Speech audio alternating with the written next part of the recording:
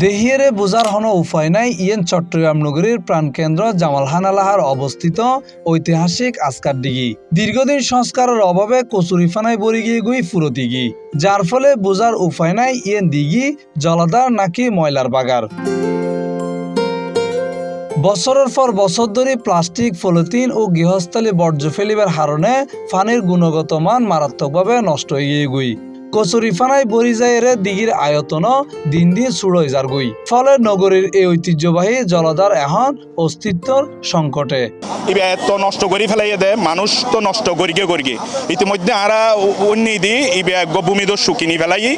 ও পুরো সিটাং শহরের অন্যতম ভূমিদস্যু। ও এডে বহুত ইয়ান দখল করি আর বহুত অলে স্থাপনা করতো স্যার।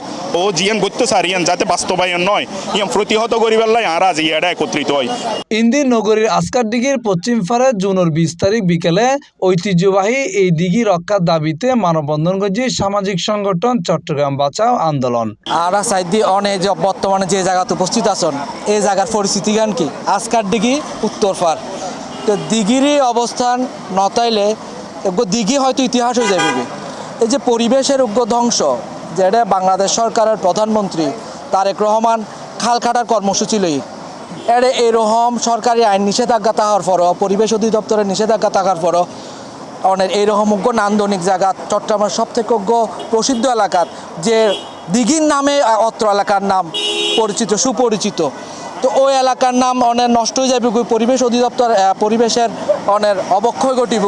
আর স্থানীয় বাসিন্দা হিসেবে আসলে এখানে কাম্য আর কামনা নগরী। মানববন্ধনত বক্তাকল হয়ে যথার্থ সংরক্ষণ ও সংস্কার নইলে নগরীর অন্যতম এই ঐতিহ্যবাহী জলাধার অদূর ভবিষ্যতে আজি যাইতে পারে। একই লগে অগ্নিকাণ্ডের সময় পানির গুরুত্বপূর্ণ উৎস হিসেবে আস্কার দিঘি গুরুত্বপূর্ণ ভূমিকা পালন করিতে পারে। আগুন নির্বাপন বলি এর মৌগুয়া দিঘি একখানা এলাকা বলি বিশাল সম্পদ। এই সম্পদ কিছু দিয়ে তুলনা করতে না। আর চাই এইভাবে হোক, এবার সংস্কার করি জনগণের হাজত লাগুক। বক্তাকল আরো হইয়ে চট্টগ্রামত জলাধার ব্যাকিন একের পর এক দখল ও দূষণের শিকারর। এই কারণে ঐতিহাসিক আস্কার দিঘি সংরক্ষণের দ্রুত কার্যকর পদক্ষেপ গ্রহণের দাবি জানিয়ে তারা। আমি আজকের এই কর্মসূচির সাথে সংহতি প্রকাশ করছি। আজকের দিঘিটা হলো ঐতিহ্যবাহী একটা দিঘি, এত গুরুত্বপূর্ণ এটা ভাষা প্রকাশ করা যাবে না। কারণ আমি ছোটোবেলা থেকে দেখেছি এখানে আমরা এক সময় ছোটোবেলায় গোসল করতাম। এই পুকুরের পানি দিয়ে খাওয়ার পানি পর্যন্ত চলতো, যখন এত ওয়াসার ছিল না। তো এই পুকুরটাকে এই আজকের দিঘিটাকে সেভ করা, বাঁচানোর আমাদের খুবই দায়িত্ব, সামাজিক দায়িত্ব। প্রায় 350 বছর পুরনো এই দিঘি মুঘল আমলে নবাব আসকার খানের উদ্যোগে খনন করা হইল। একসময় সৈন্যকলের পানির চাহিদা পূরণের পাশাপাশি নগরীর অন্যতম গুরুত্বপূর্ণ জলাধার হিসেবে ব্যবহৃত হইত এই ঐতিহ্যবাহী দিঘি। আর ছোটবেলায় আউটডোর স্টেডিয়ামত খেলা খেলি এরে, সদর ক্লাবর মাঠত খেলা খেলি এরে, ডিসিলত খেলি এরে, আর মাগরিবের অর্থাৎ বাড়ির যাবার আগত দিয়ে এটা গোসল করতে যাইতাম। ইয়ান এক সময় খুব পরিষ্কার পরিচ্ছন্ন আছিল। তো আর বেগুন খেলাধুলা শেষ করি এরে ইয়ানত গোসল করি, তারপর আর বাসাত যাইতাম ফুটে ছুটে পরিষ্কার করি এরে। কিন্তু এখন অনেক এটা চাইলেও আমি দেখতাম ডাকত দেখিলে এটা নাক চিবি ধরা ফুরিব। ইবার দখলে দূষণে এইভাবে বিপর্যস্ত হয়ে দেয়।